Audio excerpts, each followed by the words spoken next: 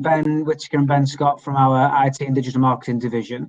We're talking to you today about various apprenticeships within IT and digital marketing to give you some context and some support in terms of how to apply, what to do from that point of view, and the kind of businesses that we work with at Themis and Burnley College. So first and foremost, I'd like to introduce Ben Scott. Hi, so I'm a lecturer here at Burnley College in IT or in computing, depending on which word you want to use. I always call it IT because my background is from an IT management, system administration route. So anything hardware, technical solutions, that's sort of my remit. I've sort of travelled all over the world, China, Holland, America, through my roles within IT, getting a lot of insight from different countries and how they operate. And here I am, coming into education, trying to give my best experiences to our students. Thanks, Ben. And then to Ben Whittaker, please. Hi, I'm Ben Whittaker, one of the curriculum managers in the division. I look after a number of apprenticeships, to the IT apprenticeships that Ben's discussing there, but also digital marketing that ties into to some of the conversation we'll have today. Thanks, guys, for that. So first and foremost, I want to sort of just put a little bit more context to the conversation we're going to have. So we've been talking for the past couple of weeks about what it takes to be an apprentice, what it takes to sort of get to the front of the queue and get yourselves noticed. So if I've just got to Ben Scott in the first instance, what kind of qualities, what are you looking for in those apprentices to become successful? Definitely problem-solving skills. I put that right at the forefront. So an example is we've just been through, or we're still going through a global pandemic, and the apprentices that are coming out on the top and progressing and have already been given full-time contracts at a decent level as well, at a young age, are the ones who can take problems and solve them proactively, independently. And also that's sort of springboarding them to further development. So it's all about, looking forward rather than the problem as it is now. So, the really good apprentices are looking sort of 3-4 years ahead of where they want to be. And that's the sort of critical mindset, I would say, to be a successful apprentice in IT. Thanks, Ben. And Ben Whittaker, have you got anything to add to that? I think that's absolutely solves it from all the apprenticeships that we offer. Is somebody who kind of isn't just thinking about the here and now, but he's thinking about potential ideas going forward. So I think from a digital marketing point of view, we're looking for people who have got an understanding around not just can they do social media, because every Tom, Dick and Harry can do social media, but do they understand what it means to deal with analytics? And you might not understand what analytics are, but it's that awareness and understanding that you want to, that keenness to develop.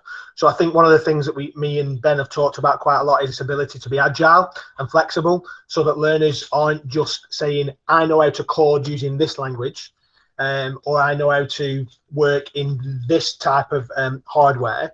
What I want somebody to be able to do is be able to say, I can take this concept, apply it to this hardware, and then figure out a way to make it work. And Ben talks quite a lot about this relationship between software and hardware, and this idea that actually nowadays, where it used to be when you'd have software here, hardware here, and they would never the twain shall meet, actually this middle part, this DevOps, this ability to be able to navigate both areas is really, really important. So it's not necessarily you've got to have them skills, it's the idea that you are willing to develop those skills and to think like creatively. Okay, thanks, Ben. So obviously we'll have parents, guardians, school leaver applicants listening to this conversation today, and some of those young people will have a decision to make, whether it's, as you've just both alluded to, is it software or hardware or digital marketing or whatever kind of subject within your sector that a young person will be looking for. Ben Scott, can you talk through kind of the requirements and what those people will study on an IT apprenticeship?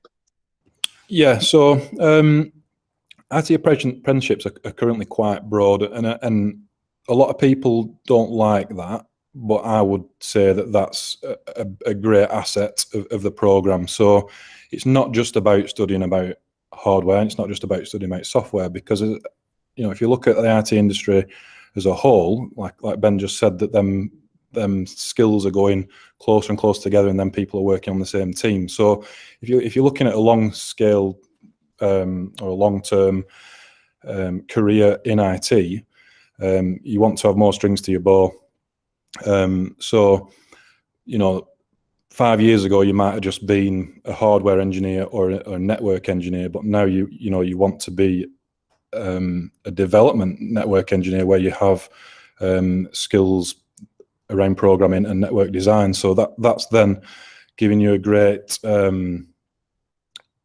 advantage in terms of your career progress going forward, and that'll stretch even further as we go, years and years down the line, where more job roles are going to need these essential IT skills. So it's advisable. Going back to the original question, advisable. You've gone through some degree of a computing course previously, whether with level 3 BTEC or A level. The students tend to do better having gone through that process, and then a minimum of a level 4 in maths and English as well is also essential. Thanks, Ben. And from a digital marketing point of view, Ben Whittaker, can you talk through some of the curriculum and requirements from that program as well, please? Yeah, so in terms of what Ben's talking about in terms of the minimum requirements in maths and English and progression routes, is very, very similar. The difference from a digital marketing point of view is almost all the employers that you'll be working with, and obviously being on an apprenticeship, 4 days of your week is going to be with your employer, and 1 day is going to be with the college. The 4 days, the employer is going to want to see a skill set, even on entry. So what our more successful candidates, when they go in for vacancies, for interviews or for joining jobs, are people that have already built some kind of portfolio of what they've done. Now, that doesn't have to be all singing or dancing beautiful. What it needs to be is, I can show that I've had an understanding because I've done this course, or I've developed this skill. And for instance, one of our vacancies that's current has been talking about design skills. So they want somebody who has done some level of design. So that might be that they've used the Adobe software. It may well be that they've done some work on some of the gaming app design programs, Unity, or any of those kind of things. It's where they've used it. They might not have done, but it's that understanding of a portfolio. In terms of the course runs, there's 3 units really in digital marketing. One's about introduction to coding. So this is why we work quite closely together. Learners have got to be able to understand basic ideas, because when you're building a website or when you're doing social media, that stuff isn't just a picture. How does that picture function on a page? How does it load? All those kind of things. We learn that, and then we look at business principles, so understanding about what marketing is, and like how that fits part of sales and all the things that go with that. Very, very businessy. And then the third element, which is the bit that most people enjoy, is the digital marketing, which is looking at Google Analytics, looking at what we call SEO. How do you get pages to rank up higher on Google, as well as elements around social media scheduling and optimization and stuff that goes with that. So yeah, they're the 3 elements. Thanks, Ben. And then we've done a number of these Q&A sessions so far, and we've talked to different businesses. We've talked to some engineering companies, we've talked to some leisure, some sport IT ones, and the conversation has inevitably gone back to coronavirus pandemic and those sorts of discussions. And we know that at this point in time, those school leavers are looking to the next steps for applications and what to apply for and things like that. And obviously some parents and carers out there will be looking at apprenticeships, and there'll be a little bit of worry, I guess, in terms of, are there apprenticeships out there for my son or daughter to apply for? and lots of the companies we've spoken to have kind of shattered the myth that there are no apprenticeships and that there is plenty of opportunity. I mean, from your two experiences, so Ben from sort of digital marketing businesses point of view, and yourself, Ben Scott, from an IT hardware software types of businesses, what are those sectors looking like at the moment in terms of recovery, or have they not even sort of dropped at all over the pandemic? If we could come to Ben Whitaker first, please.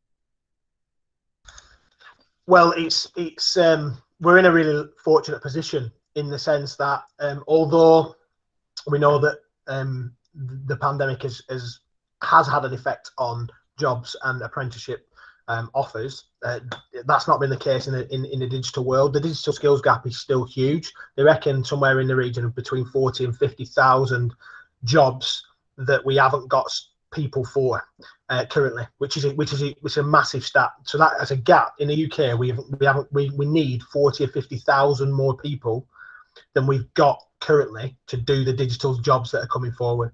So that's the first thing. And also we've built up good relationships with local employers when it comes to digital marketing, and increasingly what we're finding is we're not just talking about working for a digital marketing agency, which is what everybody thought was a traditional route. If you're going to be a digital marketer, you're going to work for an agency. Well, increasingly, we've got people working in the NHS, we've got people working in education, we've got people working in car sales, and we've got digital marketers working there. And what we found is that more and more you speak to employers, they're realizing that their marketing has moved away from just doing leaflet drops or just doing a website to moving around how they function on social media. So the gaps are still there, which is good news for people who want to become an apprentice in this area. Thanks, Ben. And then Ben Scott, from an IT sector point of view, what kind of intelligence are we getting in terms of those sorts of businesses as well? Yeah. So again, as I tell sort of our current learners now, that IT is in a strong position at the moment, especially coming off the back of the coronavirus and still involved in it, because overnight everyone shift to using digital technologies for work, and that may not ever come back to normal again. So all these devices need supporting, all these businesses need educating on the best methods, and jobs are coming through at a steady rate at the moment, but I would have thought by when all the dust settles that it's going to come through at quite a fast rate. A lot of the companies I speak to talk about they have no way that they can outsource these services anymore, so they need to bring them all back in house. So they need to bring back all their IT support back in house, back into their businesses. So whether it's a small business or a large business, they need these departments back. Which is great again for our learners. IT support is a very good route and foot into the door. It doesn't necessarily mean you need a 20-year career in IT support, but it'll open doors if you've got the right mindset. For a very, very successful 40, 50-year career within a digital environment. Thanks, Ben. And then I want to focus a little bit now on kind of an individual becoming an apprentice within either a digital marketing business or an IT related business, needing to be the finished article before they've even started. So it's kind of to sort of dispel another myth, I guess. So if I go to Ben Whitaker first in that point of view, so what messaging do you want to pass out there to those young people, those applicants, that you don't have to be the finished article, and what level of support could they expect from their employers and from the college alike? Yeah, it's a really good point, Paul. I think lots and lots of people think, well, I haven't done any digital marketing before. Well, let's be honest, it's not on a GCSE specification, and it's only on some A-level and BTEC specification. So it's not part of what normal people would be doing as a regular position. So if you've got a creative background, whether you've done some media, whether you've done business studies or something similar, or even if you've got that ability to transfer things out of A-levels. I didn't do any qualifications in digital marketing before I moved into it, so I didn't have a digital marketing degree. I certainly didn't have digital marketing A-levels because they don't exist. So that's the first thing I said. And the second thing around I suppose giving a little bit of confidence and suggesting that you should apply, is that if you've got that level of desire and drive, and I think that's what we've been talking about. So Ben Scott just mentioned that drive and desire and that mindset to change and to adapt and to be flexible and to learn. I think that's what sets people up. And ultimately, when I was talking about that portfolio thing earlier, I can't recommend enough. And I think that's from an IT point of view as well. If you can give them examples of things that you've done, some coding that you've done, or some programming that you've done, or some examples of how you've done some programmables. We were talking just last week about how actually the Internet of Things is becoming increasingly, is growing at an exponential rate, as is artificial intelligence. And so the people who can kind of deal with physical stuff that needs programming, like your Alexa or like your Google Home, that is a huge skill. You won't have to have done that beforehand, but it's that ability to say, I can do this coding, and I like this, and I maybe even play with a Raspberry Pi, and because of that, now I want to be able to learn how to do that on a bigger scale, and that's what I'll be asking for from an apprentice. Thanks, Ben. And Ben Scott, from is it a similar message from somebody wanting to go down the specific IT route? Yeah, absolutely. And my sort of advice would be around, I came from sort of like 15 years experience in IT and hired a lot of apprentices, and not every person at hiring apprentices is like me, but a lot are. And my attitude was always around not what you've done or what you can do, more your attitude and what you're willing to learn and where you're willing to go. So, if two different students came into an interview room and one knew everything, but one wanted to know everything, I'd always choose the one who wanted to know everything, if that makes sense. So yeah, it's all about attitude for me and where you want to be in years to come. No, makes perfect sense. Thank you for that. I'm going to bring the session to a close now with one final question for both of you, and it's the same question. What one piece of advice are you going to leave the listeners with today, that for those people who are looking at wanting to apply for apprenticeships within IT and or digital marketing? Ben Scott, first, please. My one piece of advice would be take your life by the horns, I suppose, is the best way of saying it. So you're in control of your own destiny, but don't assume you need to know everything all at once. So don't try and get yourself overwhelmed by all the information, because IT can do that to you, and just take small steps to get where you want to be. And then the same question to Ben Whittaker. I think the biggest piece of advice I would say is that an employer loves it when you've done some research on them. So when you're going into a workplace, you're going for an interview, make sure that you've thought about them. You're not just thinking, I want to talk about me. You've looked at what their needs are, and don't go in as an expert. Ben was just talking about that. Don't be a person who knows it all, but just saying, I really like what you've done here. I've had this idea. I really like how you could develop that. I really like what you've been doing. And it's very, very interesting how an employer goes, hold on a minute, they've taken an interest in me and what we're about. So focus on where you're going as much as what you are, who you are. So I think those two things complement each other together, what Ben said. Thanks, Ben and Ben, for that. So that brings us to the end of our question and answer session today with regards to digital marketing and IT apprenticeships. If you've got any questions and you want any advice at all in terms of curriculum and employers and different questions, please get in touch with us at Themis, and we can direct your questions to the relevant people within the college and get you the best advice and the best information we can possibly pass to you. Thank you very much for listening.